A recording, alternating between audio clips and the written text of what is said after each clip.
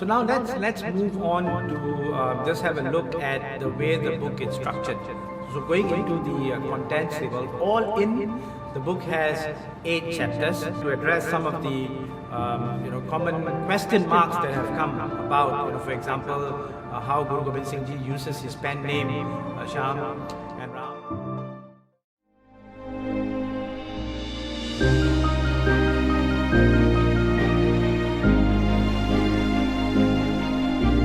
ਗੁਰੂ ਗੋਬਿੰਦ ਸਿੰਘ ਸੱਚੇ ਪਾਤਸ਼ਾਹ ਜੀ ਨੇ ਇਸ ਬਾਣੀ ਨੂੰ ਆਪ ਲਿਖਿਆ ਤੇ ਆਪ ਉਚਾਰਿਆ।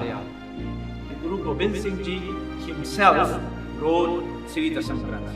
Really, no doubt at all. जुग जुग अटल यह ग्रंथ हमारा, कछुक दिन अलोप रहे, पुन प्रगट तीन लोक मझार जी।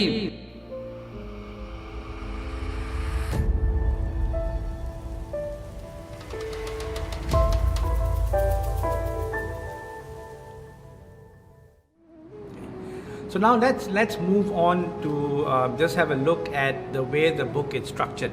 So going into the contents table, all in the book has 8 chapters. The first one it's on introduction. Here we cover the basic compositions of Sri Dasam Granth Sahib, and I think also at the same time try to address some of the common question marks that have come about.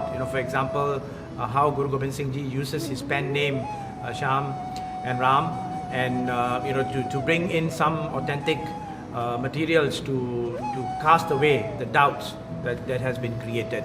And slowly moving on within the introduction chapter as well, there's a very nice few pages on the timelines of Guru Gobind Singh Ji from the day of his Prakash until he left his body.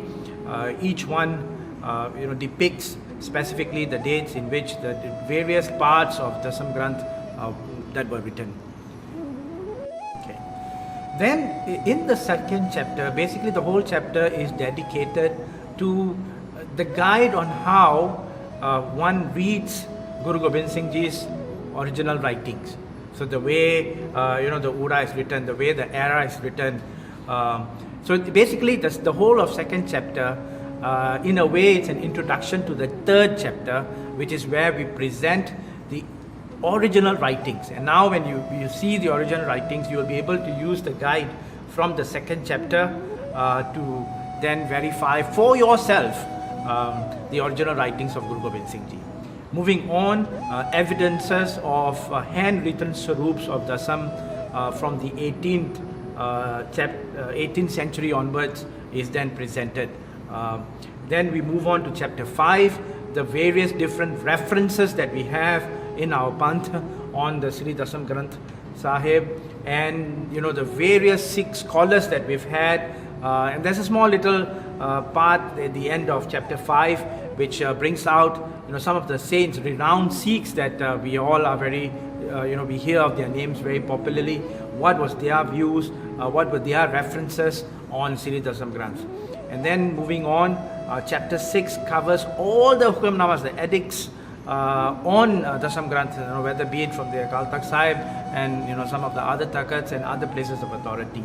Moving on, chapter 7 is some pictures that we got from, of course, the historical Gurdwaras, not forgetting the Harmandir Sahib, Akal Takht Sahib, and many other historical Gurdwaras, not just in India, in Pakistan as well, and everywhere else, where you will see it for yourself, the evidence of Dasam Granth being published clearly in these places of worship of ours.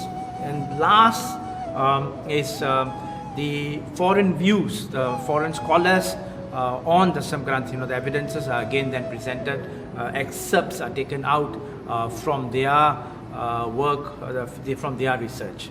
So that in a nutshell really covers the content, and to make it easy for various different reasons, if there's a list of all the tables that are available in this entire book, and you can just quickly go, and if you just want to see the contents of, say, Baba Deep Singh's Gutka, there's you just go to the respective page and have a look at that. The next is list of figures. So all the pictures and the different where Guru's insignia. So specific references are made just on that page, and you can go directly to that page and view on those specific things that you want to just have a look at.